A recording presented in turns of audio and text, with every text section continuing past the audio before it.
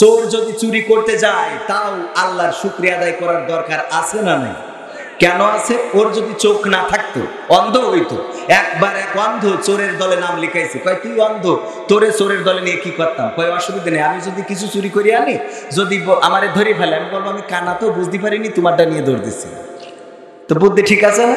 তো এই জন্যই ওরে চোরের দলে নাম লিখাইছে। কয় সামনে তো কুরবানির ঈদ, যদি পারিস ছাগল চুরি করিস। তো বলছে এটা কোনো ব্যাপার হইলো? রাত্রি গেছে ছাগল চুরি করতে, গোয়াল ঘরের ছাগল একটা চুরি করে এনেছে, দড়ি দিয়ে বাইন্ধে রেখেছে চোরের সর্দারের বাড়ি। সর্দার বলতেছে কে কি চুরি করে চাও, নাও হাজির করার টাকা নিয়ে যাও। সবাই বলতেছে এই যে আমি শোনাচ্ছেন, কানের তা, নাকের ফুল না কানের দুল সব যে যা দিয়েছে। কানার বলছে কানা তুই কি চুরি করেছিস? কাছে কলেন না ছাগল চুরি করতে নিয়ে আইছি একটা। কয় কই? ওই যে গাছের সাথে বান্দা, বান্দা কনে ছাগল, তাকে কুত্তা বেঁধতি কি বেঁধেছে? কারণ চোখে তো দেখে না, ও কুত্তারে ছাগল মনে করি গইলি ছিল, দড়িদের নিয়ে টেনে চলে গেছে। তো এই জন্যই চোখ থাকার দরকার আছে না নাই? আজকে যারা ডিজে কুপাকুপি করতেছো, তোমাদের যদি আল্লাহ চোখ না দিত তাহলে ডিজে বাদ দে, তুই বাজারের মোড়ে দাঁড়াবে বলছি আল্লাহ আল্লাহ আল্লাহ আল্লাহ। ঠিক না বে ঠিক? এই জন্য কুপাকুপি করার আগে একটু আলহামদুলিল্লাহ বলি, তার যাবে। ঠিক না বে ঠিক? আজকে লিপস্টিক দিয়েছে ঠোঁটে, মেয়েদেরকে চেনা যাচ্ছে না, আলকাতরা বেগম আজকে পরিমণি। কয় হুজুর আপনি দেখেছেন নাকি? ওরে বাবা চোখের সামনে তো পড়ে। তো সত্যি নাম বিলাল ভাই মিথ্যে বলেছে? যদি কোনো হুজুর বলে দেখিনি তাহলে ও মিছে কথা বললো আল্লাহর কিরে দিয়ে। ঠিক না বেঠে? চোখের সামনে পড়ে কত মা বোন, কত মেয়েরা। আগের সময় জামা জুটতো না, আর এখন কত সুন্দর সুন্দর জামা, সুন্দর সুন্দর জামা জুটেছে, কিন্তু ওড়নাটা জোটে না। ঠিক না বেঠে? আবার আমি আমার মামার বাড়িতে গেলাম, না জানি এই কথা বলার পর আর মামা বাড়ি যাওয়ার পথটা বন্ধ হয়ে যায়। আমার অনেক সম্পর্কের দুঃসম্পর্কের মামা তো বোনরাও দেখলাম এমন এমন উন্না পরিচয়, ওদের দিকে তাকাই হাদিয়া দিয়েও কষ্ট করে। উন্না যা পরিচয় দিয়ে মাছ ধরতে হবে। কি ধরতে হবে? মাছ ধরা ছাড়া কোনো রাস্তা নাই, মানে নেই। বিলাল ভাই আপনি দেখেন নিতে গেলে আমার চোখের সামনে এত কিছু পড়ে কেন? পড়ে কেন আমি দেখি তাই। সবাই পড়ে, কেউ কয় না। সবাই পরেশ গাড়িটা দেখায়, হক মাওলা পরেশ গাড়িটা দেখায়, খুব দোয়া করতেছে, এত দোয়া চোখে পানি ফেলে দিয়েছে, তারপরেও টাকা দেয় নাই। সফর সঙ্গী বলতেছে হুজুর এত কায়দা করে দোয়া করলেন, চোখের পানি ফেললেন, তাও টাকা দিল না। কয় অসুবিধে নেই, আমিও কিন্তু উজু না করে দোয়া করেছি। উজু না করে ওরা তো এইটা দেখতে পায়। তার মানে পরেশ গাড়িতে আছে, চোখের পানি ফেলানো যায়, কাদা যায়, লম্বা লম্বা জুব্বা পরা যায়, টুপি লম্বা মাথায় দেয়া যায়, দাড়ি লম্বা রাখা যায়, কিন্তু তাকওয়া আছে কি নাই সেটা অন্তরে। বলেন ঠিক না বেঠি? অনেকে অনেক কথা বলবে, অনেক ভাবে অনেকেই বলবে। কবির বিন সামাদ যখন স্টেজে আসেন, বড় আল্লাহর ওলি, পরহেজগার আল্লাহওয়ালা বান্দা, কিন্তু কবির বিন সামাদের কাছে দোয়া চেয়ে দেখেন বিয়ের জন্য। একবার একজনের বিয়ের দোয়া করেছি, হওয়া বিয়ে ভেঙে গেছে। হওয়া বিয়ে। আবার একজন হাসপাতালের জন্য দোয়া চেয়েছে, বলছে হুজুর আমার হাসপাতালের জন্য দোয়া করে দেন। দোয়া করে দিলাম। বাগেরহাটে আল্লাহ তুমি দয়া করে হাসপাতালে বরকত দান করো, এলাকায় রুগী বাড়াই দাও যেন হাসপাতালে সেবা দিতে পারে। পরের দিন বলছে হুজুর দোয়া করলেন, কি আর হইলো কি, কেন কি হয়েছে? কয় গতকালকে প্রশাসনের লোক আসিল, এসে আমাদের 1 লাখ টাকা জরিমানা করছি। দোয়া করেছি বরকতের, করিস কি? কারণ কি? কারণ ওই হাসপাতাল মালিক একজন টাকা দিয়েছে, কিন্তু অসংখ্য মানুষ ছিল সামনে, ওরা দিয়েছে আরো টাকা যেন রোগ না হয়। জনগণের দোয়া কবুল হবে না? হবে না? আল্লাহ জনগণের পক্ষে আছে না না? আল্লাহ জনগণের পক্ষে। 10 জন যেই দিকে আল্লাহ সেই দিকে, আওয়ামী লীগও সেই দিকে, শেখ হাসিনাও সেই দিকে। ঠিক না বেঠে? 10 জন যেই দিকে নাই সেই দিকে আল্লাহ রাব্বুল আলামিনও থাকতে চায় না। তবে আল্লাহ রাব্বুল আলামিনের পক্ষে যারা থাকে, আল্লাহ তাদের পক্ষে আছে না নাই? আছে। অনেকেই বলে, এই কথাটা বললাম এই জন্য, অনেকেই বলে আল্লাহ আমাদের পক্ষে নেই। এত নির্যাতন, এত নিষ্পেষণ, এত জুলুম, এত হত্যা, এত জীবন, তারপরে আল্লাহ কি চোখে দেখেন? আল্লাহ দেখে না, দেখে না। ফিলিস্তিনে এত নির্যাতন, এত নিষ্পেষণ, এত রক্ত ঝরে। রমজানের দিন আমরা তো ইফতার করেছি সুন্দর সুন্দর ইফতারি দিয়ে, আমাদের ভাজা পোড়া, আমাদের পেঁয়াজি, সিঙ্গড়া, কত কিছু, খুরমা, বাদাম, পেস্তা, যা কিছু মোটামুটি কিনা যায় সব আমাদের সামনে ছিল।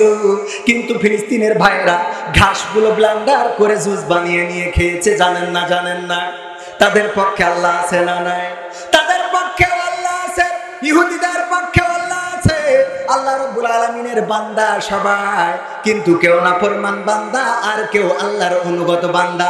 আল্লাহর অনুগত বান্দা যারা, তাদেরকে আল্লাহ পরীক্ষা করেন। ওয়ালা নাবলুওয়ান্নাকুম বিশাইইন মিনাল খাউফি ওয়াল জুই ওয়া নাকসিম মিনাল আমওয়ালি ওয়াল আনফুসি ওয়াস সামারাত ওয়া বাশশিরিস সাবিরিন।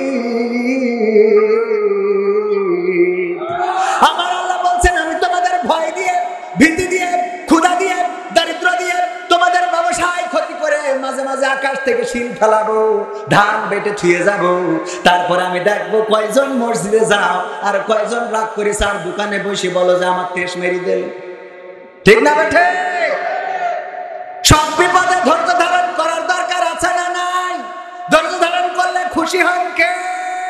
ইন্নাল্লাহা মা'আস সাবিরিন। আল্লাহ ধৈর্যশীলকে পছন্দ করেন। যারা ধৈর্য ধারণ করেছে আল্লাহ রাব্বুল আলামিন তাদের সফলতা দান করেছেন। এই পৃথিবীর জমিনে যাদের ইতিহাস পড়বেন, সবার ইতিহাস পড়ে পড়ে দেখবেন সফল মানুষগুলোর সবচেয়ে বড় শক্তি ছিল তাদের কর্ম না, সবচেয়ে বড় শক্তি ছিল তাদের ধর্ম না, সবচেয়ে বড় শক্তি ছিল তাদের ধৈর্য। সবচেয়ে বড় শক্তি ছিল কি? খেয়াল করে দেখেন সফল মানুষগুলো। যে মানুষটা আপনার গ্রামে অথবা আপনার বাজারে যাকে পাগল বলতেন, লেখালেখি করে, লিখতো লিখতো লিখতো, আপনারা বলেন পাগল কবি। এই কবি একদিন কবি হয়েছে না হয় নাই? যে ব্যক্তিটা আইসক্রিমের মাইক পাইলেও গান গাইতো। আজকে বড় বোনের বাড়িতে গেলাম, আমার বড় বোন বলতেছে মনে কি পড়ে, কত কষ্ট করে বড় হয়েছো।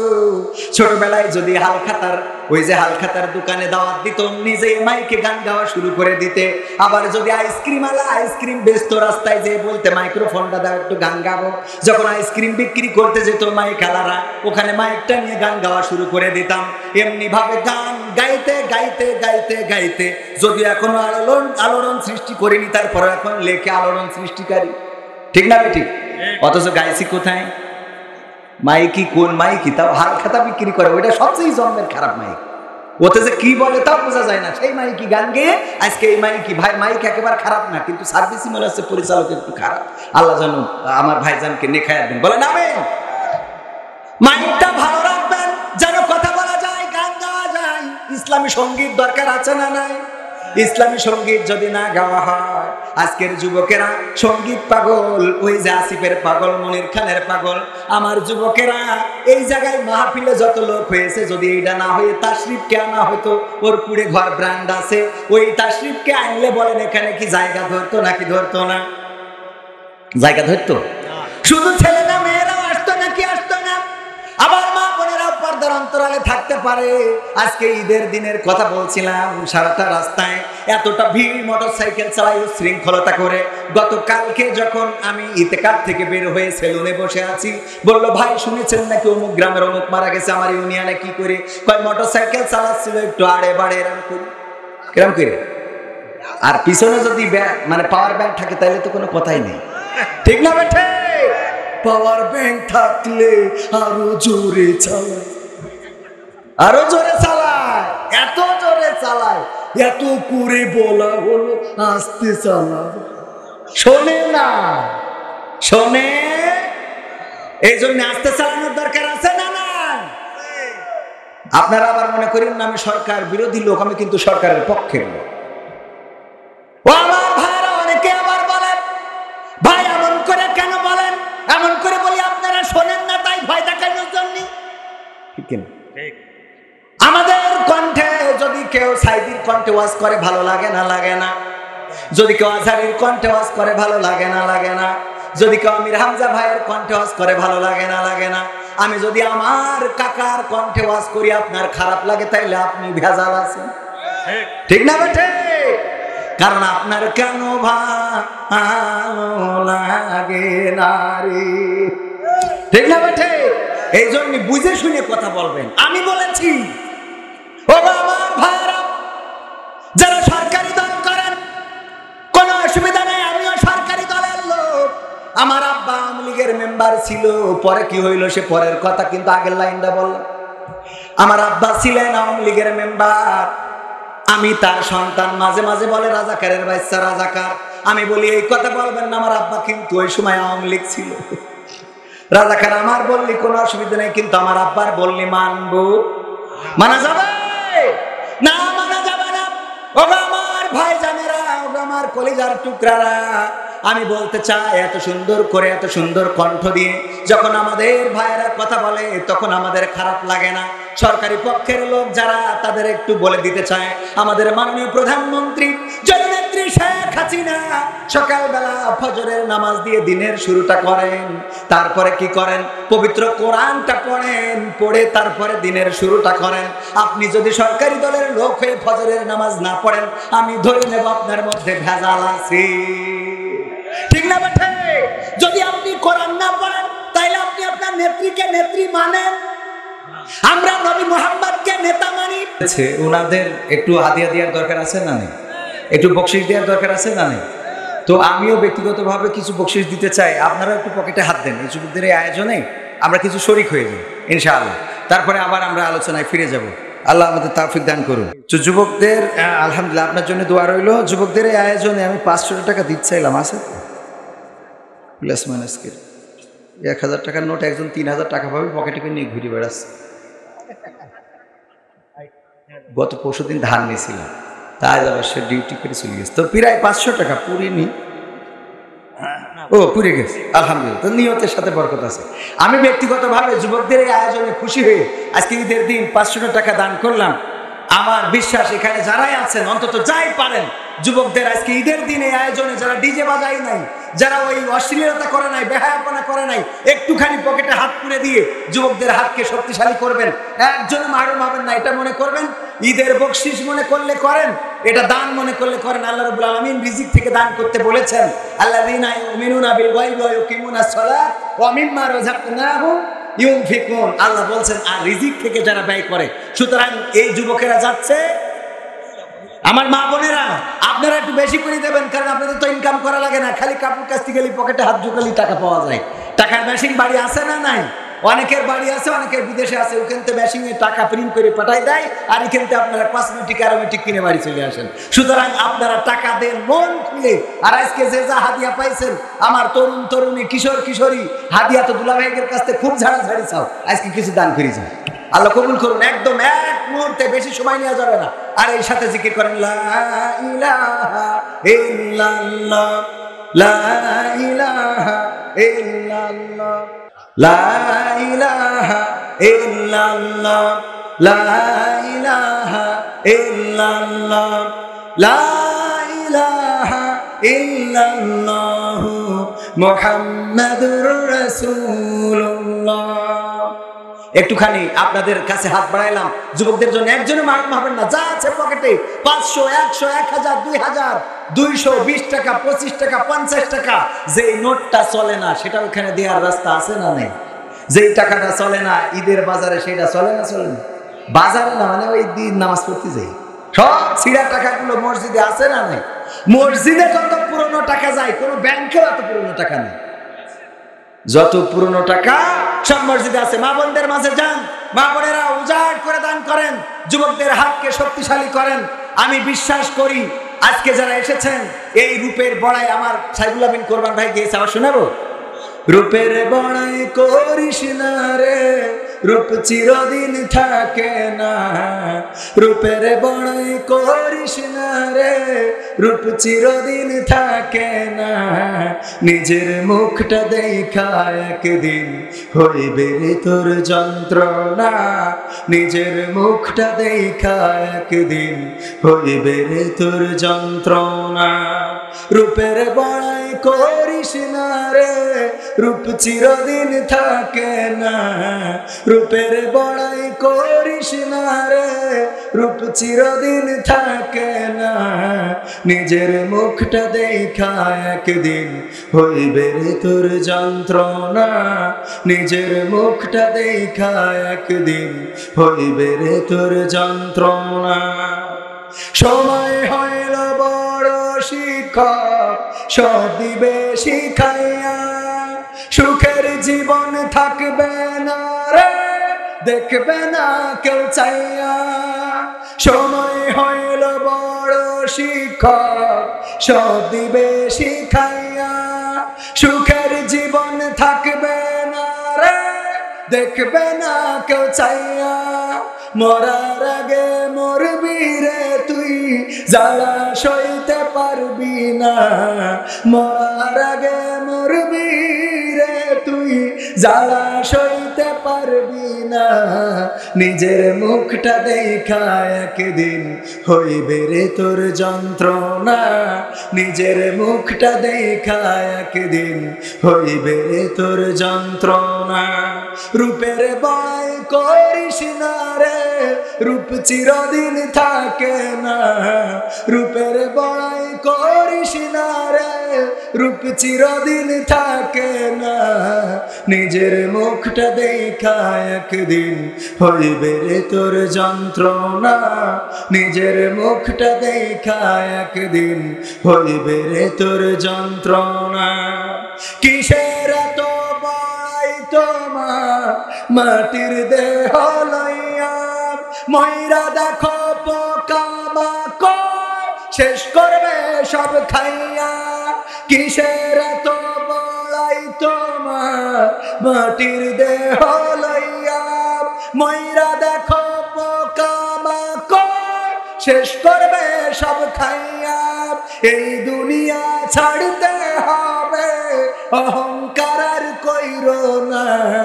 এই দুনিয়া ছাড়তে হবে, অহংকার আর কইরো না। নিজের মুখটা দেখা একদিন হইবে রে তোর যন্ত্রণা। নিজের মুখটা দেখা একদিন হইবে রে তোর যন্ত্রণা। রূপের বড়াই করিস না ভাই, রূপ চিরদিন থাকে না। ও যুবক, রূপের বড়াই কইরো না আর, রূপ চিরদিন থাকে না। নিজের মুখটা দেখা একদিন হইবে রে তোর যন্ত্রণা। নিজের মুখটা দেখা একদিন হইবে রে তোর যন্ত্রণা। ঠিক না বেঠিক? যত মা বোনেরা আছেন, পুরুষেরা আছেন, যুবকেরা আছেন, তরুণেরা আছেন, তরুণীরা আছেন, একটু বিবেকের কান দিয়ে শোনেন। আল্লাহ রাব্বুল আলামিন বলেছেন, যখন কোরআন শুনবা তখন বিবেকের কান দিয়ে শুনবা। ওয়াইযা কুরিয়াল কুরআনু ফাসতামিউ লাহু ওয়া আনসিতু লাআল্লাকুম তুরহামুন। কথাটা কার? যখন তোমাদের সামনে কোরআন থেকে বলা হয়, যখন তোমাদের সামনে কোরআন থেকে পড়া হয়, তখন তোমরা তোমাদের হৃদয়ের কান দিয়ে শোনো, যাতে করে তোমরা চুপ থাকো এবং হৃদয়ের কান দিয়ে শোনো, যাতে করে তোমাদের উপরে আল্লাহর রহমত বর্ষণ হতে পারে। বলেন সুবহানাল্লাহ। ও আমার ভাইরা, সে আল্লাহ আবার পবিত্র কোরআনের সূরা বাকারার 28 নম্বর আয়াতে বললেন, কাইফা তাকফুরুনা বিল্লাহি ওয়া কুনতুম আমওয়াতান ফাআহইয়াকুম সুম্মা ইউমীতুকুম সুম্মা ইউহয়িকুম সুম্মা ইলাইহি তুরজাউন। আমার আল্লাহ দুঃখ করে বলছেন, ওগো আমার বান্দারা, কোন জিনিস তোমাদেরকে আমাকে ভুলিয়ে দিল, আমাকে অস্বীকার করার মতো শক্তি জুগিয়ে দিল? কেন তোমরা আমাকে অস্বীকার করো? কোন কারণে আমাকে ভুলে যাও? অথচ তোমরা ছিলে মৃত, তোমাদের কোনো জীবন ছিল না, আকার ছিল না, আকৃতি ছিল না। আমি তোমাদেরকে জীবন দিলাম, আমি তোমাদের আকার আকৃতি দিলাম, আমি তোমাদেরকে দুনিয়ায় সৃষ্টি করলাম। আবার একদিন আমি তোমাদের মৃত্যু ঘটাবো, আবার একদিন আমি তোমাদের পুনরুজ্জীবিত করব। বেলা শেষে আমার কাছে ফেরা লাগবে। এবার বলো বান্দারা, কোন কারণে আমাকে ভুলে গেলে? আমরা যদি একটু চিন্তা করি, কোন কারণে ভুলে গেলাম? আজকে ঈদের দিন আমার যুবকেরা অনেকেই নামাজ আদায় করেছে, আবার অনেকেই করে নাই। অনেক যুবতীরা আমি দেখেছি আজকে রাস্তায় চলতে যে, আমি আমার পরিবারে নিয়ে নানার বাড়ি গেলাম, শ্বশুর বাড়ি গেলাম, বোনের বাড়ি গেলাম, রাস্তায় যারা ঘুরে বেড়ায় আমার তরুণেরা, তরুণীরা, কিশোরেরা, কিশোরীরা মোটর সাইকেলের পিছনে বসে আড্ডা দিচ্ছে, কারো সাথে ইজি বাইকে আড্ডা দিচ্ছে, কেউ বা ওই যে ট্রাকের উপরে বসে নাচানাচি, ডিজের তালে তালে নাচানাচি করছে। ওগো আমার তরুণীরা, ওগো আমার কিশোর কিশোরীরা, একটু চিন্তা করে দেখেন, আল্লাহ রাব্বুল আলামিন বলছে, কোন জিনিস তোমাদেরকে ভুলিয়ে দিল? তোমাদের এই ডিজের কুপাকুপি আল্লাহকে ভুলিয়ে দিয়েছে না দেয় নাই? দিয়েছে না দেয় নাই? যদি আল্লাহকে ভয় করত, যেই রোজা আল্লাহর ভয়ে রাখে, এই রোজার মাস পার হয়ে যাওয়ার পরে ঈদের দিন চিন্তা করা দরকার ছিল আগামী বছর আবার এই ঈদ পাবো, তার কোনো গ্যারান্টি আছে না। যাদের সাথে আপনারা ইফতার করেছেন, এমন অনেকেই আজকে এই মাসে রোজার দিনে ইফতার করতে পান না, এমন আছে না নাই? ছোটবেলার কথা বারবার ইফতারিতে বসলেই মনে পড়তো, আহারে আমি খলিল খালুর সাথে ইফতার করতাম, রবিউল খালুর সাথে ইফতার করতাম, সুজদ্দি দাদার সাথে ইফতার করতাম, তাহাজ্জুদ খালুর সাথে ইফতার করতাম, অমুক চাচার সাথে ইফতার করতাম। এই মানুষগুলো বসতো, আর আজকে ইফতারের সময় সেই মানুষগুলোকে পাওয়া যায় না। আজকে ঈদের জামাতেও খুতবা দেওয়ার, বক্তৃতা দেওয়ার সময় বলেছি, আমার ভাইরা আগামী বছর আবার ঈদের দিন আসবে, কিন্তু হয়তোবা আমি আপনাদের মাঝে থাকবো না, অথবা আপনারা যারা এখানে আছেন অনেকেই থাকবেন না। এটা ঘটতে পারে না? পারে না? চলে যেহেতু যাওয়া লাগবে, মারা যেহেতু যাওয়া লাগবে, সেহেতু সেই কবরের জন্য তৈরি হওয়ার দরকার আছে না নাই? যে ঈদের দিনে আল্লাহর রাসূল ঈদের নামাজ পড়তে যাচ্ছেন, প্রতিমধ্যে দেখলেন একটা শিশু কান্নাকাটি করে। আল্লাহর রাসূল ঈদের নামাজ শেষ করে আসার পথে বাচ্চাটাকে জিজ্ঞাসা করলেন, ওগো বাচ্চা, তুমি কান্নাকাটি করো কেন? ওই বাচ্চা বলল, গো নবী গো, আমার তো পিতা নাই, আমাদের সংসারে অভাব, আমাদের নতুন জামা কেনার মতো টাকা নাই। আবার নতুন জামা নিয়ে এখন ফতোয়া বের হয়েছে যে ঈদের দিন নতুন জামা পরা বেদা। শুনেছেন কিনা আপনারা? কথা কয় না, আপনাদের কানে মনে হয় আসেনি? ঈদের দিন নতুন জামা পরা আর কুলাকুলি করা নাকি বেদা। কোনে যে যাব, কোন জামানায় যে আসি, এরা আসলে কি ইসলাম চায় নাকি ইহুদি চায়, আমি এখনো বুঝে উঠতে পারিনি। ঈদের দিন কোলাকুলি করতেই হবে, এই নিয়তে কেউ কোলাকুলি করে? এই নিয়তে কেউ কোলাকুলি করে? অনেকেই ভাল লাগলি কোলাকুলি করে, না লাগলি করে না। যার সাথে যার ভাল লাগে, যার সাথে যার মোট দেখা, যার সহ্য করতে পারে না, বিএনপির নেতা, আওয়ামী লীগের নেতার সাথে দেখা যাচ্ছে কোলাকুলি করতে চাচ্ছে না। হ্যাঁ, আমাদের নেত্রীর এত কষ্ট দিলে, ওর সাথে এরকম আছে না নাই? তার মানে এটা বাধ্যতামূলক না। বাধ্যতামূলক হইলে অবশ্যই কোলাকুলি করা লাগতো না, লাগতো না। যতই বিএনপি হও, আওয়ামী লীগ হও, জামাত হও, হেফাজত হও, বাধ্যতামূলক না। নামাজ শেষ করে বলে মুনাজাত, সম্মিলিত মুনাজাত বাধ্যতামূলক। আচ্ছা, কোন হানাফি মাযহাবের লোক এটা কি মনে করে যে মুনাজাতের মাধ্যমে নামাজ শেষ হয়? কিসের মাধ্যমে নামাজ শেষ হয়? কিসের মাধ্যমে? সালাম ফিরানোর মাধ্যমে নামাজ শেষ হয়। যার ভাল লাগে সে মুনাজাত করে, যার লাগে না সে করে না। এ নিয়ে বেদাত ফতোয়া কেন আসবে? এই বেদাত করতে করতে ইসলামটারে একেবারে তেজ মেরে দিয়ে দিলেই না। যাই করা হয় ওইটাই বেদাত, যাই করা হয় ওইটাই বেদাত। আমি ভয় পাই, না জানি কবে বলি বাসে বাংলাদেশে ঈদের নামাজ পড়া বেদাত, কারণ বাংলাদেশে রাসূল কখনো ঈদের নামাজ পড়ে নাই। ঠিক না বে ঠিক? তোমরা যদি, আমি সেদিন এক জায়গায় গেছি, বলছে হুজুর এই দুরূদ পড়া যাবে না, এই মুনাজাত করা যাবে না। আমি বললাম কেন? কয় যা রাসূল করে নাই, যা রাসূল সাল্লাল্লাহু আলাইহি ওয়াসাল্লামের সাহাবারা করে নাই, সেই কাজ আমরা করি। আমি বললাম কথা সত্য। কালকে আপনি কালীগঞ্জ থেকে যশোরে যাবেন ডাইন পাশ দিয়ে। কোন পাশ দিয়ে? কোন পাশ দিয়ে? কালকে বাইক চালাবেন ডাইন পাশ দিয়ে, অথবা আপনার যে প্রাইভেট আছে ডাইন পাশ দিয়ে যাবেন। কালীগঞ্জ থেকে যশোর পর্যন্ত, ঢাকাও যাইতে বলি না। আপনি রাসূলের সুন্নাহ মেনে যদি এটা না যান, তাহলে আমি বলবো আপনার মতো ভণ্ড আর একটাও না। ঠিক না বেটা? আমার রাসূল ডান দিক দিয়ে চলেছেন, তুমি কেন বাম দিক দিয়ে চলো? উইকেন্ড বাম দিক দিয়ে চললে কুপান খাইতে হবে, ডান দিক দিয়ে না ভাই, ডান দিক দিয়ে চললে কুপান খাওয়া লাগবে, যে এই ভয় আছে না নাই? এই জায়গায় যে আর বেদাত ফতোয়া দেয় না, দেয় যত ফতোয়া মসজিদে যে যায়, ওর হাত বান্ধা নিয়ে ঝামেলা। কনে বাঁধলো, উপরে বাঁধলো না নিচে বাঁধলো না পিছনে বাঁধলো।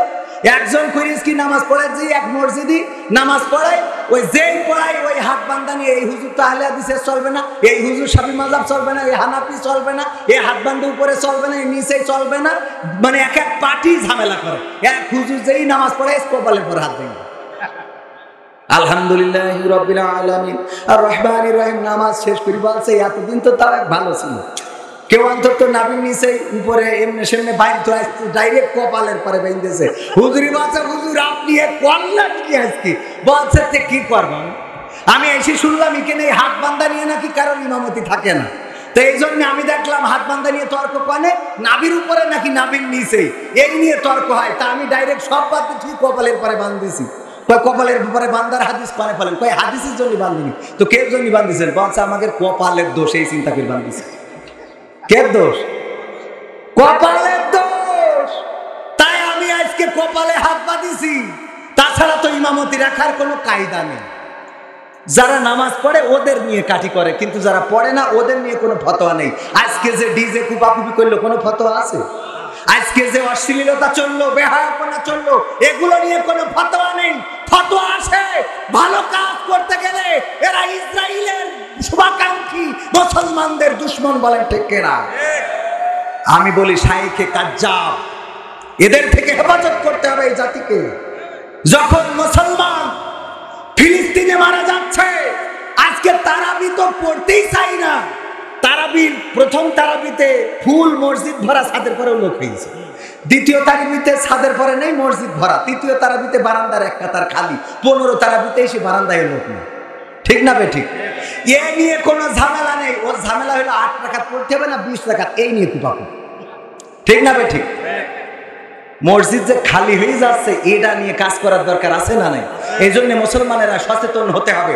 যে মূল কথায় আসি, আল্লাহ বললেন, ওগো আমার বান্দারা, কোন জিনিস তোমাদেরকে তোমাদের মহান রব থেকে ভুলিয়ে দিল? আমাদের এই ডিজে ভুলিয়েছে, আমাদের সন্তান ভুলিয়েছে, আমাদের প্রেমিকা ভুলিয়েছে, আমাদের প্রেমিক ভুলিয়েছে, আমাদের অর্থ সম্পদ ভুলিয়েছে। সুদের পক্ষে কথা বললে ইমামতিতে কোনো সমস্যা নাই, কিন্তু সুদের বিপক্ষে কথা বললে ইমামতি থাকে। এমন আছে না নাই? দাড়ির বিপক্ষে কথা বললে, দাড়ির পক্ষে যদি কথা বলেন, আর সভাপতি যদি দাড়ি না থাকে বলে, হুজুর একটু ওয়াজ করার সময় খেয়াল রেখে, ওয়াজ করার সময় কি খেয়াল রেখে, ওয়াজ করার সময় মাথায় রাখতে হবে যে সভাপতি সাহেব বলছেন, হুজুর আজকে একটু ফেরাবো, আজকে একটু নাই। মুসা আলাইহিস সালামের ওয়াজ করবেন, মুসা আলাইহিস সালামের জীবনীটা নিয়ে একটু আলোচনা করবেন। হুজুর সুন্দর করে আলোচনা করলো, করার পরে বলছে, হুজুর বললাম কি আর আপনি করলেন কি? কেন? যা বলেছেন তাই তো করেছি। বললাম মুসার জীবনী নিয়ে আলোচনা করতে, আপনি তো ফিরাউনের নিয়ে পড়েছিলেন। মুসা জীবনী নিয়ে আলোচনা করতে ফিরাউনের বলছে, দেখেন মুসার কথা বলতে গেলে ফিরাউনের কথা তো অটোমেটিক চলে আসে। কয় চলে আসে, ভালো কথা, অসুবিধে নেই। কিন্তু যখন ফিরাউনের নাম উচ্চারণ করছিলেন, ওই সময় দেখছিলাম আমার দিকে তাকাচ্ছে। ওই তাকাই নই সমস্যা হয়েছে। কিছু সমস্যা হয়েছে, ওর দিকে তাকায় ফিরাউনের কথা বল। তোর মনে এত দোষ কেন? ফিরাউনের কথা বললি তোর গায়ে লাগে, নমরুদের কথা বললি গায়ে লাগে, আবু জাহেলের কথা বললি গায়ে লাগে কেন? তার মানে এই চরিত্রের মধ্যে আছে না নাই? আমাদের পরিবর্তন হওয়া দরকার। আল্লাহ রাব্বুল আলামিন মুসা আলাইহিস সালামকে দিয়ে ফিরাউনকে একটা ওয়াজ শোনালেন। সেই ওয়াজটা সূরা বাকারার 28 নম্বর আয়াতের সাথে মিল আছে। আপনারাও জানেন, বলেন একটু। মিনহা খালাকনাকুম ওয়া ফিহা নুঈদুকুম ওয়া মিনহা নুখরিজুকুম তারাতান উখরা। সূরা 20 নম্বর সূরা তাহার 55 নম্বর আয়াত। আল্লাহ বললেন, ওগো মুসা শিগগিরই করে যাও, তাড়াতাড়ি যাও, ফিরাউনরে একটু ওয়াজ শোনাও। কারণ ফিরাউন বাউন্ডারি ক্রস করেছে, সে বেড়া ক্রস করেছে। এই ওয়াজটা শোনাইছেন কার? আর আমরা শোনাই কার? মরা মানুষের। কার? মরা মানুষের। যে ওয়াজটা সবচেয়ে বড় জায়গায় শোনানো দরকার, সেই ওয়াজটা আমরা গোরস্থানে লাগাই দিছি। কারণ গোরস্থান তো প্রতিবাদ করতে পারে না, ওই কবরের কাছে যেয়ে যা ইচ্ছা তাই বলতে পারেন, একমাত্র ভোট দেওয়া ছাড়া ওদের আর কোনো ক্ষমতা নেই, ঠিক না ভাই? ঠিক। এইটার বাইরে আমি আর একটা কাজও ওদের পাই নাই। তো এই যে অবস্থা, এই গোরস্থানে যে আমরা লাগাই দিছি, মিনহা খালাকনাকুম ওয়া ফিহা নুঈদুকুম ওয়া মিনহা নুখরিজুকুম তারাতান উখরা। অথচ এই আয়াতটা আল্লাহর নবী সাল্লাল্লাহু আলাইহি সাল্লামের কাছে নাজিল করে আল্লাহ রাব্বুল আলামিন জানাই দিলেন, এই আয়াতটা আমি মুসাকে দিয়ে বলাইছিলাম ফিরাউনের, যে ফিরাউনের যে একটু বুঝাও, ও তো বেকায়দা অবস্থা খুব। অন্য চেয়ারম্যানরা তো মেম্বার, যে সে মেম্বারের চেয়ারম্যান চেয়ার ধরে টান ধরে, আবার উপজেলা চেয়ারম্যান দাঁড়াবে আমার সোহেল ভাই, এখন নতুন একজন আছে না নাই? তার মানে এই নতুন যে আছে ও চেয়ারটা ধরে একটু টানাটানি দরকার আছে না নাই? মাঝে মাঝে একটু দরকারও আছে। তো এই টানাটানি, এরপরে মনে করেন উপজেলা চেয়ারম্যান বলেন, এমপি বলেন, সবাই দুনিয়ার চেয়ার নিয়ে টানাটানি করে। মাননীয় প্রধানমন্ত্রী বাংলাদেশের চেয়ার নিতে চায়, নরেন্দ্র মোদী সে ভারতের চেয়ার নিতে চায়, বাইডেন আমেরিকার চেয়ার নিতে চায়, পুতিন রাশিয়ার চেয়ার নিতে চায়, জেলেনস্কি ইউক্রেনের চেয়ার নিতে চায়, আব্দুল ফাত্তাহ আল সিসি সে মিশরের চেয়ার নিতে চায়। এমনি ভাবে এক একটা দেশের প্রেসিডেন্ট এক একটা চেয়ার ধরে টানাটানি করে। কিন্তু ফেরাউন ছিল এমন একজন যে সব চেয়ার বাদ দিয়ে আল্লাহর চেয়ার ধরে টান দিয়েছিল। ঠিক না ঠিক? কত বড় খাটাস! দুনিয়ার চেয়ারে তার মন ভরে নাই, কয় আমি তোমাদের রব, তোমরা আমাকে স্বীকার করে নাও। আল্লাহর নবী মুসা আলাইহিস সালামকে যে বললেন আমি নবী হয়ে এসেছি তোমার কাছে নসিহত করার জন্য, কয় তুই যে নবী, তুই আমার বাড়ি থেকে খেয়ে মানুষ হয়েছিস, তোর প্রমাণ কি? কয় আমি যে ভূগোলের তলে হাত দিয়ে বের করতেছি, দেখো। এবার হাত বের করেছে, ঝলকানি, কয় আলোটা বন্ধ করো, বন্ধ করেছে, করলি, কয় এ তো সহজ ব্যাপার, ও তোমার জাদুবিদ্যা। তারপরে বলছে আরো আছে, কি? হাতের লাঠি ছেড়ে দিয়েছে, সাপ হয়ে গেছে।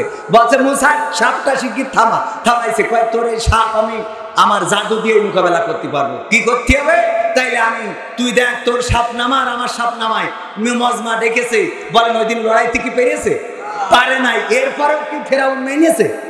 মানে নাই। ফেরাউন যখন মানে নাই, আল্লাহ রাব্বুল আলামিন বলছে মুসা এবার যে একটু নরম করে বুঝাও। কিরাম করে? খুব সুন্দর করে কোমল করে বলবা, মিন্না খালাকনাকুম ওয়া ফিহা নুঈদুকুম ওয়া মিনহা নুখরিজুকুম তারাতান নুখরা। ওগো ফেরাউন, তোমাকে এই মাটি থেকে সৃষ্টি করা হয়েছে, আবার একদিন এই মাটিতে ঢুকিয়ে দেওয়া হবে, আবার একদিন এই মাটি থেকে তোমাকে জীবন্ত করে উঠানো হবে। সুতরাং তোমার এই ক্ষমতার বাহাদুরি ভুলে যাও, তোমার এই চেয়ারের টানাটানি ভুলে যাও, আল্লাহর সাথে দ্বন্দ্ব সংঘাত ভুলে যাও। তুমি আল্লাহর প্রতি তোমার মস্তক অবনত করে দাও, দিনের প্রতি ফিরে আসো। এই ওয়াজটা শোনানোর দায়িত্ব দিয়েছিল আল্লাহ রাব্বুল আলামিন মুসা আলাইহিস সালামকে দিয়ে ফেরাউনকে। আর আমরা এই ওয়াজটা শোনাই বেড়াই কবরে। যখন আমার চাচা মারা যায়, আমার খালু মারা যায়, মা মারা যায়, বাবা মারা যায়, যে বলে এই মাটি থেকে সৃষ্টি করা হয়েছে, আবার এই মাটিতে ঢুকে দেওয়া হলো, আবার একদিন এই মাটি থেকে জীবন্ত করে উঠানো হবে। ওই মুর্দা যদি একটু হাতটা নাড়াইতে পারতো, অমনি ঠাস করে চলের উপরে চর কষি দিয়ে বলতো আমার বলি লাভ কি, আমার খেলা তো ফাইনাল। ঠিক না ঠিক? ওর তো আজকের থেকে ওর খেলা কি ফাইনাল। ও যে মারা গেল, ওর তো কি হবে না হবে আজকের থেকে তো শুরু। যে বেঁচে আছে এই তার দরকার। ঠিক না ঠিক? মোটরসাইকেল যে জোরে চালায়, কুপান দেশে ওরে জোরে, যেই মুনিয়ারের মধ্যে অ্যাক্সিডেন্ট করে হাসপাতালে বেডে ভর্তি। এখন ওর কাছে যেই বলছে গাড়ি জোরে চালাতে নেই, চালালে অ্যাক্সিডেন্ট হয়, হলি হাসপাতালে ভর্তি হতে হয় পাতালে, না হয় হাসপাতালে। ঠিক না ঠিক? হয় পাতালে আসা যে অ্যাক্সিডেন্ট করেছে, ও যদি এই ওয়াজ করার মেজাজ খারাপ হয়ে যাবে না? তবে এই ওয়াজ তুই আমি যতক্ষণ অ্যাক্সিডেন্ট করলাম তখন বললি তো ভাল লাগবে। ঠিক না ঠিক? যে মরে গেছে ও যখন কেউ সাবধান করে যে এই মাটি থেকে তোমাকে সৃষ্টি করা হয়েছে, আবার এই মাটিতে ঢুকালাম, আবার মাটিতে উঠাবে, ও মনে মনে কয় আল্লাহ আমার যা হওয়ার তা তবে তোরা ভালো হ, আগে তোমরা ভালো হও। ঠিক না বেঠে? আগে তোমরা ভালো হও। তাইলে এই ওয়াজ পানে করতে হবে আজকে, শুধু এই ওয়াজটুক শিখলি যথেষ্ট। এই ওয়াজ পানে করতে হবে বলেন? হ্যাঁ, জিন্দা মানুষ শুধু না, ওই যে পর্দা করে বুকির পরে নেট করে থিয়েছে, যা দিয়ে মাছ ধরা লাগবে, যেই বলতে হবে ভাই ছিটকিনিটা আমাকে দাও, আমরা মাছ ধরি গা। তোমার বলছে শুনো মিনহা খলাকনাকুম ওয়া ফিহা নুঈদুকুম ওয়া মিনহা নুখরিজুকুম তারাতান উখরা। এই চেয়ার আর বাড়াবাড়ি করে লাভ নেই। লিপস্টিক মারে চাও যে কায়দা করে, ও তো চুমো খেয়ে 3 জায়গায় লাগাই ফেলবে। এই জন্য ওসব বাদ দাও, দিয়ে ভালো হয়ে যাও। কারণ মাটিতে বানানো হয়েছে, মাটিতে ঢুকাইনো হবে, আবার একদিন মাটিতে উঠাইনো হবে। তোমার এই অস্তিত্ব থাকবে ওর কাছে করতে হবে। এবার গ্রামে সবচেয়ে বড় যে সুদখোর, তার কিন্তু বলা যাবে, তার বলা যাবে সভাপতি বললে যখন, তাহলে ঠিক আছে। আমি আমার সাহস করে বলতে চাচ্ছিলাম না, কারণ কুমিল্লায় এক জায়গায় বলেছি মাহফিলের সভাপতি, সে উঠে চলে গেছে। পরের দিন শুনলাম আমি এই সুদের ব্যাপারে কথা বলেছি, উনি নাকি ওই গ্রামের সবচেয়ে বড় সুদখোর। তাহলে সহ্য না করে পারা যায়? এমনই উঠে চলে গেছে। এই জন্য সভাপতি যখন বলেছে বলা যাবে, তাইলে গ্রামের যে সুদখোর তার যেই বলতে হবে মিনহা খলাকনাকুম ওয়া ফিহা নুঈদুকুম ওয়া মিনহা নুখরিজুকুম তারাতান উখরা। এই গ্রামের সবচেয়ে বড় মাতব্বর, যেই মাতব্বর আপনাকে আমাকে নানান ভাবে ঠকায়, জমি ফাঁকি দেয়, মানুষকে কষ্ট দেয়, ব্যথা দেয়, তার কাছে যে বলতে হবে। তারপরে যে কার কাছে বলতে হবে? ওগো আমার ভাইরা, এরপরে মেম্বার যে আপনার রাস্তা, এক জায়গার রাস্তা আর এক জায়গায় লাগাই দিয়েছে, বিধবা ভাতার টাকা শাশুড়ির নামে লাগাই দিয়েছে, বয়স্ক ভাতার টাকা শ্বশুরের নামে দিয়েছে, আবার অনেকেই আছে বিধবা ভাতার টাকা শালীর নামে দেয়। জিজ্ঞেস করা হলো তোমার শালী বিধবা ভাতার ভাতা পেলো কেন? কয় আমার শালী বিধবা। কি করে বিধবা? ওর স্বামী নেই। কয় স্বামী নেই কেন? কয় এখন বিয়ে হয়নি। বিয়ে হয়নি তাই স্বামী নেই, তাই ও বিধবা। ওর কাছে দলিল আছে না নাই? কত কায়দা করে ওরে বাবা রে, ও বুকি তুই খাস কি, এটা কোনো গান না, এটা হলো সাংস্কৃতিক অনুষ্ঠানের একটা কন্টেন্ট। ওটা আমরা সাংস্কৃতিক অনুষ্ঠান যখন দেবেন তখন আমরা শোনাবো তারপরে কার শোনাবেন? এই ওয়াজ শোনাবেন চেয়ারম্যান, কেউ চেয়ারম্যান সাহেব। আপনি চেয়ারম্যান হওয়ার পরে আমরা তিরান ঠিক মতো পাইলাম না। আপনি চেয়ারম্যান হওয়ার পরে 12 বাজারে জমি কিনতে পারিছেন, কিন্তু আমাদের জমিতে সারাটাও আমরা ঠিক মতো পাই না। চেয়ারম্যানের কাছে কাউন্সিল যে ওয়াজ শোনানো লাগবে গো, এমপির শোনানো লাগবে, আমাদের জনাব আনোয়ারুল আজিম আনোয়ার সাহেবকে শোনানো লাগবে, আমাদের মন্ত্রীকে শোনানো লাগবে, শামীম ওসমানকে শোনানো লাগবে। কিন্তু আপাতত প্রধানমন্ত্রীর শোনানোর দরকার নেই, অন্তত শামীম ওসমান পর্যন্ত যান। ঠিক আছে তো? শোনানোর দরকার আছে না নাই? এই আয়াত যদি শোনান, এই আয়াত শোনাতে গেলে ওরা মানবে নাকি? না, মানবে না। বলবো আমাদের ভয় দেখাও, ক্ষমতার পাওয়ার আছে না নাই? কিন্তু ওই গানটাই বলেছিলাম, রূপের বড়াই করিস না রে, রূপ চিরদিন থাকে না, নিজের মুখটা দেখা একদিন হইবে রে তোর যন্ত্রণা। কিসের এত বড়াই তোমার, মাটির দেহ লইয়া ময়রা দেখো পোকা মাকড় শেষ করবে সব খাইয়া।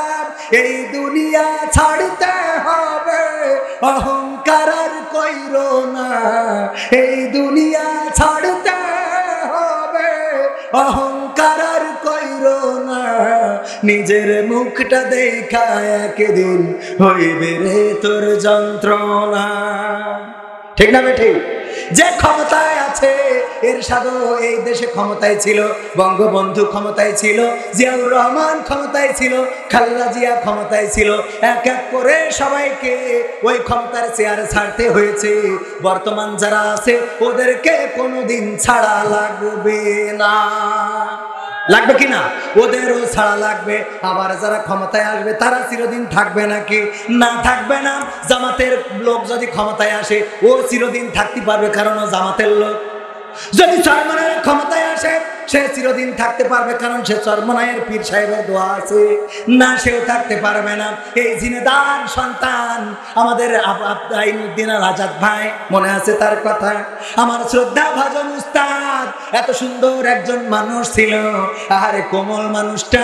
আমি একবার উনাকে দিয়ে একটা অ্যালবাম করেছিলাম কলরব থেকে। অ্যালবামের নাম ছিল পথের দিশা। ওই অ্যালবাম করার সময় রেকর্ডিং স্টুডিওতে আমাকে যাইতে দেরি হয়েছে, আমি যেতে দেরি হয়েছে, কিন্তু আইনুদ্দিন আল আজাদ ভাই আমার আগেই পৌঁছে গিয়েছেন। এবং যে দেখলাম হাতের মাথার নিচে হাতটা দিয়ে শুয়ে আছে। আমি যাওয়ার পরে আইনুদ্দিন আল আজাদ ভাই উঠলেন, তারপরে গান কোন স্কেলে গাবো, কিভাবে গাবো সেটা উনি শুনাই দিলেন, শিখাই দিলেন, সেখানে গান করলাম। এই আইনুদ্দিন আল আজাদ ভাই সুন্দর করে মানুষদেরকে সচেতন করেছেন। পদ্মা মেঘনা যমুনার তীরে কত ঢেউ চলে যায়, আসে না তো ফিরে, তেমনি আমিও হারিয়ে যাব, তেমনি আমিও হারিয়ে যাব, আসব না কভু ফিরে। পদ্মা মেঘনা যমুনার তীরে কত ঢেউ চলে যায়, আসে না তো ফিরে।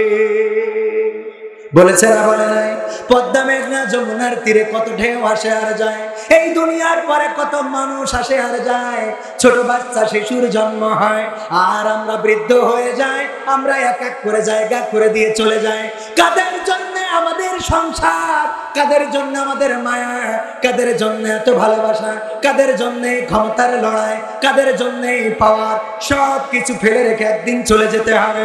আপনি যদি মারা যান, 3 দিন যদি পড়ে থাকেন, আপনার ওই লাশটা গোসল করানোর মতো মানুষও তেমন পাওয়া যাবে। 3 দিনে লাশের গায়ে গন্ধ আসে না? আসে না? আমার তারেক ভাই সুন্দর করে গাইছে, 6 দিন পরে নখ খসে যাবে, 9 দিন পরে চুল, কবর দেশের সামান নিতে কইরো না কেউ ভুল, কবর জায়গা ভালো না, কবর জায়গা ভালো নয়, আমল দিয়েই কবর গ্রহ সাজিয়ে নিতে হয়, আমল দিয়েই কবর গৃহ সাজিয়ে নিতে হয়। ঠিক না বেঠে? আমল যদি ভালো হয় বেঁচে যাবেন, আমল যদি খারাপ হয় ওখানে বিপদে পড়ে যাবেন। আল্লাহর নবীর স্ত্রী খাদিজা রাদিয়াল্লাহু তাআলা আনহা মৃত্যুর সময় স্বামীকে বলছেন, ওগো নবী মুহাম্মদ, ওগো আমার স্বামী, আপনার কাছে কোনোদিন কিছু চাই নাই, কোনোদিন আপনার কাছে কোনো বায়না ধরি নাই, কোনোদিন কোনো আবদার করি নাই, আজকে আমি 3টা আবদার করবো, আপনি কি একটু রাখবেন? আল্লাহ রাসূল বললেন, খাদিজা বলো কি আবদার করবা? খাদিজা রাদিয়াল্লাহু তাআলা আনহা এতটাই আল্লাহর নবীর প্রতি ভালোবাসায় আসক্ত শুধু নয়, দায়িত্ববান ছিলেন। যখন মক্কার কাফেররা বলল, ওগো খাদিজা, তুমি একজন গোলামকে বিয়ে করেছো, তোমার বাড়িতে কাজ করতো, তোমার ব্যবসা দেখাশোনা করতো, এই কর্মচারীকে তুমি বিয়ে করলে, একজন রাখালকে তুমি বিয়ে করলে।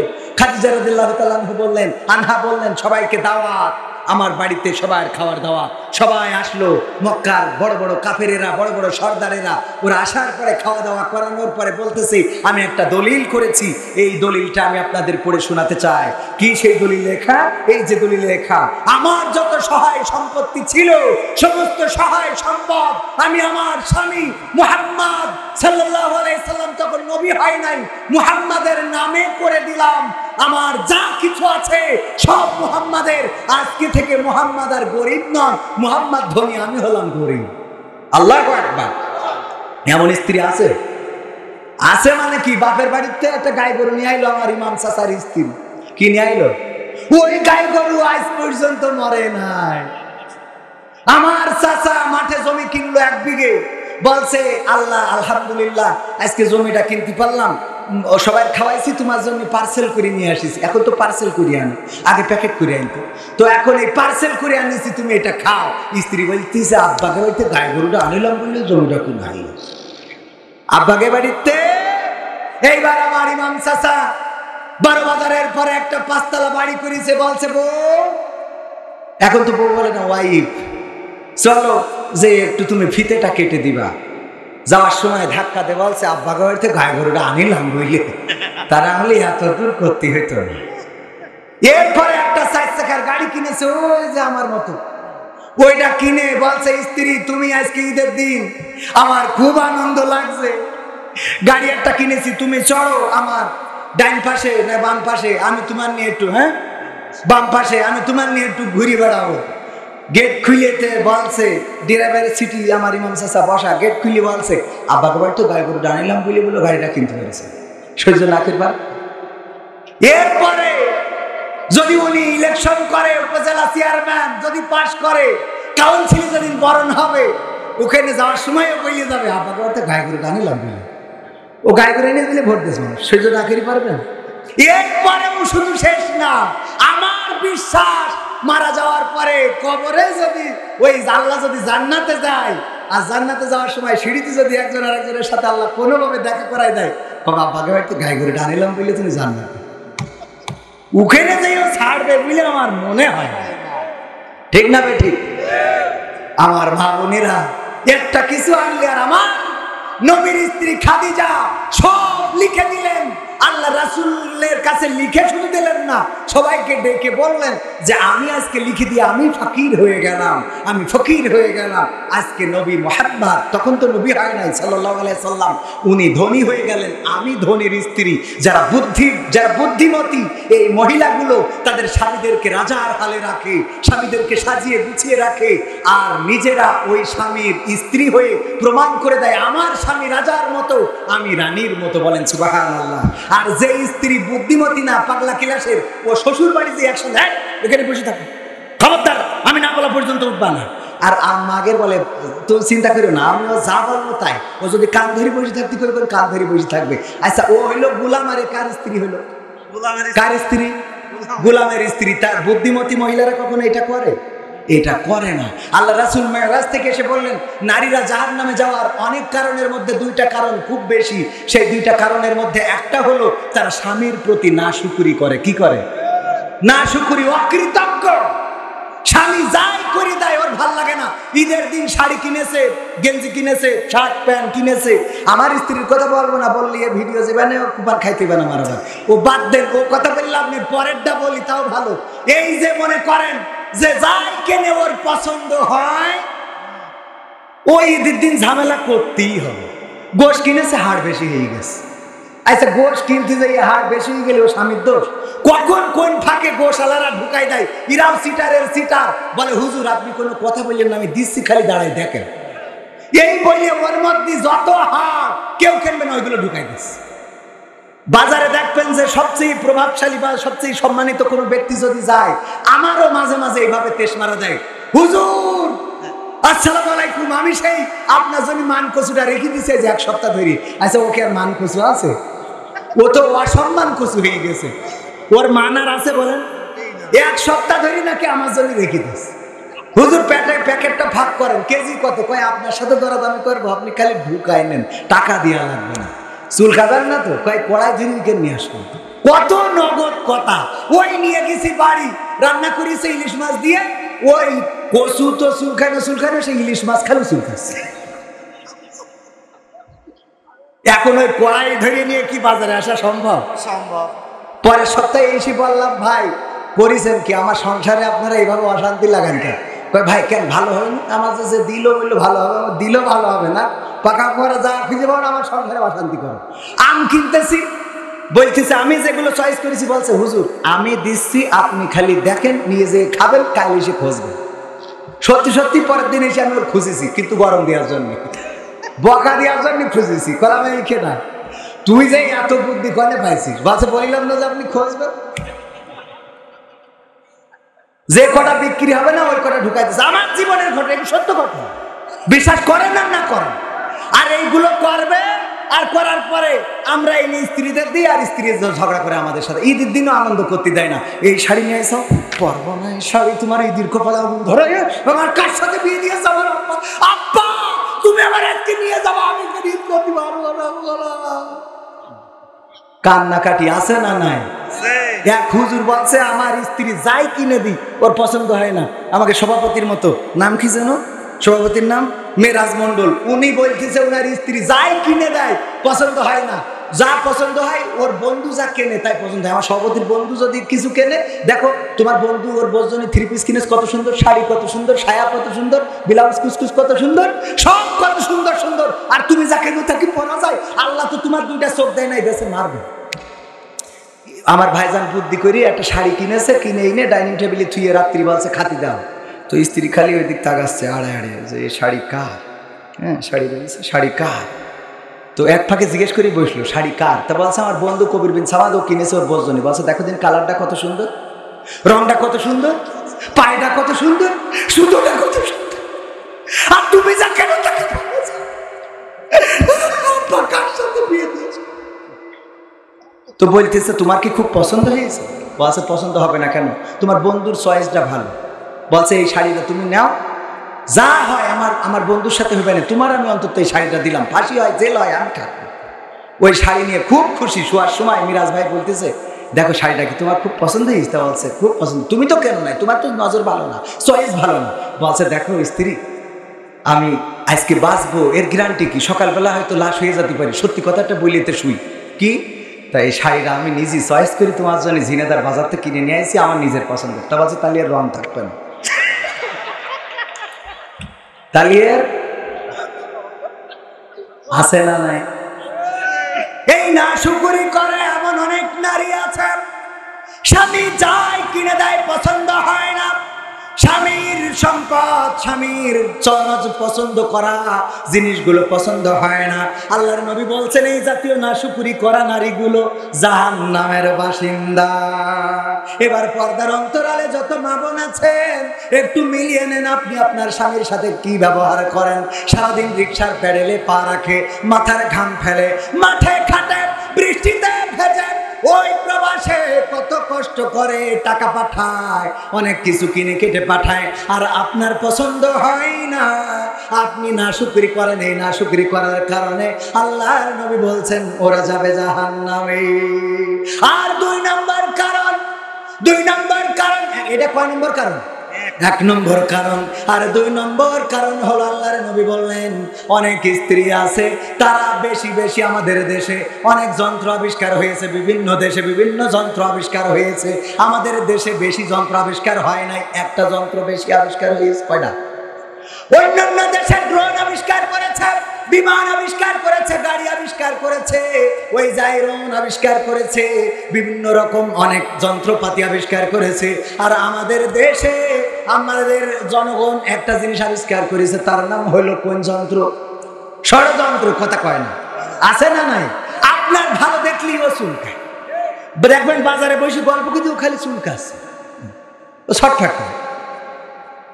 কারণ কি? আরেকজনের ভালো লাগা দেখলে ও চুলকানি শুরু হয়ে যায়, আছে না নাই? কবির বিন সামাদ জুকা, ওরে কেন দাওয়াত দিতে? ও তো নাটক করে বেড়ায়, ও তো এই করে তাই করে, ওই এত জলে কেন তোর? আমি কথা বললি এত জলে কেন, এত জলে কেন? আমি জুকার আল্লাহর জন্য। আল্লামা সাইদি যদি রাজাকার না হয়, আমিও জুকার না। তোমরা বললে ওটাকে গালি হিসেবে ধরে নি, আমার কোনো অসুবিধা নাই, যা মন চাই বলো। আর এই কথাগুলো যারা বলে তাদেরও তো দেখি রোজার মাসে বাহাস করতেছে। একজনের নাম বিরাদার রাহুল, নাম শুনেছেন আপনারা? নামের আগে মানসির মাওলানা থাকে, মুফতি থাকে, শায়েখ থাকে, হুজুর থাকে, ওর নামের আগে বিরাদার। বিরাদার মানে কি? ও আমার আব্বা যখন বলে তখনও বলে বিরাদার রাহুল, আমার ছেলে বলে তাও বিরাদার রাহুল। এ তাহলে কোন ধরনের বিরাদার এবার বুঝে দেখি। আমি তো ধারণা করি যে এই লোকটা আসলে সত্যিকার অর্থে মুসলমান কিনা, কারণ এর চেক করি দেখা দরকার। এমন এমন কথা বলে যা ইসলামের সাথে মোটেও সম্পর্ক নেই। আর আরেকজন আছে পাগড়ি পরা, এই সামনে দিয়ে থই, এইটা কোন সুন্নাতে পেয়ে জানি না, সারা জীবন দেখলাম পাগড়ির পিছনে ঝুলাই রাখে, উনি আবার সামনে দেয় দিয়ে। দুইজনে রোজার মাসে মানুষ আল্লাহর খুঁজতেছে, তাহাজ্জুদ করি, আর ওরা খুঁজতেছে তারাবি 8 রাকাত না 20 রাকাত, তাই নিয়ে বাহাস করতেছে। এই বাহাস করার সময় রোজার মাস? রোজার মাস কি বাহাসের সময়? তাইলে স্ত্রীরা প্রথম কাজ কি করে? স্বামীর নাশুকরি করে। 2 নম্বর যে কথা বলছিলাম, 2 নম্বর হলো আমাদের দেশের মা বোনের একটা যন্ত্র, একটা সাপ আবিষ্কার করেছে। ধুড়া সাপ আছে, জাত সাপ আছে, গোখরা আছে, কালাজ আছে, কিন্তু আমার মা বোনের একটা সাপ আবিষ্কার করেছে, তার নাম হলো অভিশাপ। কি সাপ? আল্লাহ রাসূল বলছে বেশি বেশি অভিশাপ দেয় এমন নারী আছে না নাই? কিছু হইলেই বলে মরো না কেন, এই ট্রেনের তলে পড়ো না কেন, আজরাইল তোর নেয় না কেন, তোর কলেরা হয় না কেন, তুই মরিস না কেন, তোর মরা মুখ না দেখে আমি ঘুমোতে যাই কেন, তুই মরলি আমার আত্মাটা ঠান্ডা হয়, তুই মরলি আমি বেঁচে যাই, তোর আল্লাহ নিলে আমি সুখ পাই, তুই যদি মরিস আমার হাড়ের বাতাস লাগে। অভিশাপ আছে না নাই? একজন নারী ফোন দিয়েছে আমার কাছে, হুজুর আমার স্বামী মরে গেছে। তার বলে আমার কিছু করার নেই, আমার বউ আছে, বাচ্চা আছে। বলছে না হুজুর এই জন্যই না। কে জন্য? হুজুর আমার স্বামী মারা গেছে, আমি আপনার কাছে একটু জানতে চাই। আমার স্বামী বেঁচে থাকতে আমি প্রায়ই বলতাম তুমি মরো না কেন। এরকম একটা গান আছে না নাই? তুমি মরো ও আমি পারি না আর পারি না, আমার স্বামী কেন মরে না, আজরাইল কি চিনে নাই আমার স্বামী রে গো, আমি পারি না আর পারি না, আমি পারি না আর পারি না, আমার স্বামী কেন মরে না, আজরাইল কি চিনে নাই আমার স্বামী রে গো, আমি পারি না আর পারি না। গান আছে না নাই? ও পারে না। ও আমার ভাইয়েরা, যেই মা বোনেরা বেশি বেশি অভিশাপ দেয়, স্বামীর প্রতি অভিশাপ দেয়, সন্তানের প্রতি অভিশাপ দেয়, প্রতিবেশীর প্রতি অভিশাপ দেয়, ভাইয়ের প্রতি অভিশাপ দেয়, মায়ের প্রতি অভিশাপ দেয়, আল্লাহ রাসূল বলেছেন এই নারীরাও যাবে জাহান্নামে। বলেন নাউযুবিল্লাহ। তাইলে মা বোনদের কয়টা কাজ থেকে ফিরে থাকতে হবে? কয়টা? 1 নম্বর হলো স্বামীর নাশুকরি করা যাবে না, আর 2 নম্বর হলো কি? অভিশাপ দেয়া যাবে না। যেহেতু আমার ভাইজানেরা বলছেন ঈদের দিন অনেক ব্যস্ততা, অনেকের আছেন, ব্যস্ততা রেখে আপনারা এখানে এসেছেন, প্রবাসীদের সঙ্গীতটা শুনতে চাই। আমার ভাইদেরকে যদি বলি হয়তো রাগ করবে, কিন্তু মাইক একেবারে খারাপ সার্ভিস দিয়েছে এটা বলবো না, কিন্তু আমাদের জন্য যেটা প্রযোজ্য সেই পরিমাণ সার্ভিস আমরা ভাইজানের কাছে পাই নাই। আগামীতে আমার ভাইজানরা সেদিকে খেয়াল রাখবে। পুরুষেরা একটা কাজ করবেন, অন্যায় দেখলে প্রতিবাদ করবেন, সুন্দর করে বুঝাবেন, ডাইরেক্ট কানের নিচে থাপ্পড় দেবেন না। ফিরআউনকে যেভাবে নবী মুসা আলাইহিস সালাম বলেছেন মিনহা খালাকনাকুম ওয়া ফিহা নুঈদুকুম ওয়া মিনহা নুখরিজুকুম তারাতান উখরা, এই কথাগুলো বলে বলে সুন্দর করে বুঝানোর দরকার আছে না নাই? অন্যায় করলে এগুলো বুঝাবেন। আর মা বোনেরা আপনারা দুইটা কাজ করবেন, একটা হলো স্বামীর প্রতি শুকরিয়া আদায় করবেন, যাই করে দেয় এটাতে আলহামদুলিল্লাহ বলবেন। 2 নম্বর হলো বাচ্চা, সন্তান, পরিবার, পরিজন, আপনজন কাউকে অভিশাপ দিবেন না। এই দুইটা কাজ করার কারণে অনেক নারী জাহান্নামী। আল্লাহ সবাইকে সহিহ বুঝ দান করুন, বলেন আমিন। প্রবাসীদের সঙ্গীতটা শোনাতে বলেছে, এটা একটু শোনাবো? এটা শোনায় আমরা দোয়া মোনাজাতের দিকে যাব। তার আগে বলি, ইসলামের বেসিক নলেজ নিয়ে আমরা একটু প্রশ্ন করে বেড়াই, আপনারা দেখেন কিনা? মাঝে মাঝে ধরি আল্লাহর গুণবাচক নামগুলোকে কি বলা হয় বলতে পারে না।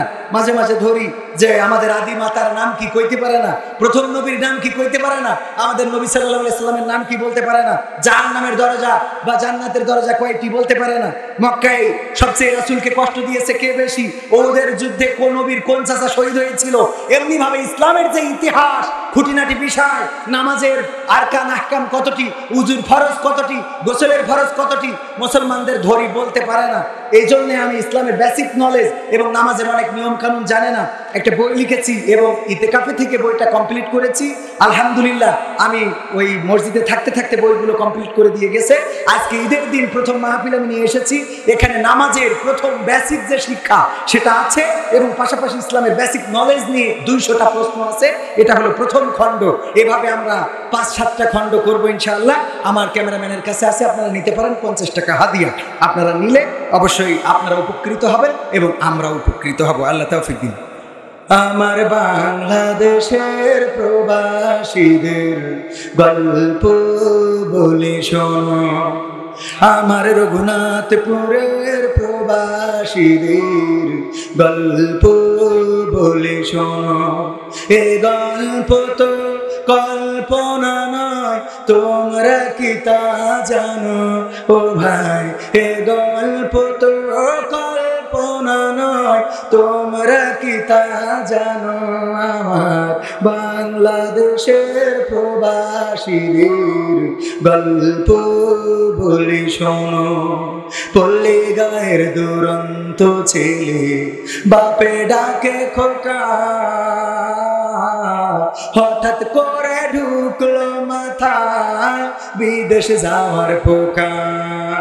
রোগে শোকে ক্লান্ত পিতা, খাটার নাই উপায়, বেকার ছেলের এমন কথায় বাবা দিল সাই। ক্ষেতের জমি হালের গরু বিক্রয় করে দিয়ে বাকি টাকা করলো পুরো মায়ের গহনা নিয়ে। অনেক আশা বুকে বেঁধে ছাড়লো যখন বাড়ি, সে যে কি বেদনা বিধুর ছিল যেন নারী। মায়ে কান্দে, ভাইয়ে কান্দে, কান্দে আপনজন, চোখের জলে বুক ভেসে যায়, শক্ত করে মন। এমন মানুষ কোন সে জানা, এমন মানুষ কোন সে জানা, তোমরা কি তা জানো? আমার কালীগঞ্জের প্রবাসীদের গল্প বলে শোনো, আমার রঘুনাথপুরের প্রবাসীদের গল্প বলে শোনো। বিমানেতে বসে খোকা জানালারি পাশে, নীল আকাশে তাকিয়ে দেখে মায়ের ছবি ভাসে। আঁচল দিয়ে চোখ মুছে মা প্রভুকে যে বলে, আল্লাহ তুমি ভালো রেখো আমার কোলের ছেলে। খোকা যে ছিল মা জননীর কলিজারি বোটা, ভাবতে সব চোখ ভিজে জল পড়লো ফোঁটা ফোঁটা। এমন মানুষ কোন সে জনাব, এমন মানুষ কোন সে জনাব, তোমরা কি তা জানো? আমার জিনেদা জেলার প্রবাসীদের গল্প বলে শোনো, আমার রঘুনাথ নগরের প্রবাসীদের গল্প বলে শোনো। নদ নদী আর সাগর ভগর দিয়ে খোকা পাড়ি পৌঁছালো যে অতি সাধে বিদেশের বাড়ি। অনেক কষ্টে নিল খোকা এমন একটা কাজ, হাড় ভাঙা খাটুনি তাতে সকাল দুপুর সাজ। রোগে শোকে কাজ করে যায়, করে না অবহেলা।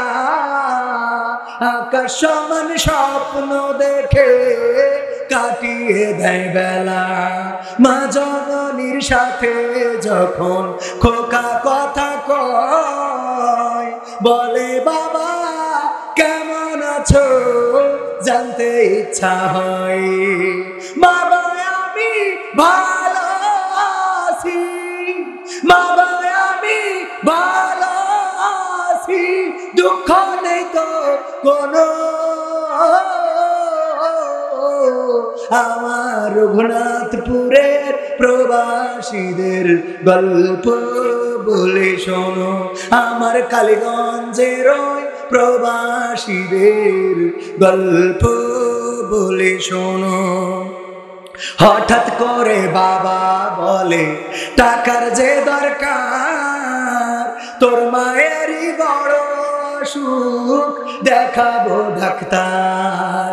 চিন্তায় আমার বাড়ছে আবার তোর বোনেরই নিয়ে, দিনে দিনে হচ্ছে বড় দিতে হবে বিয়ে।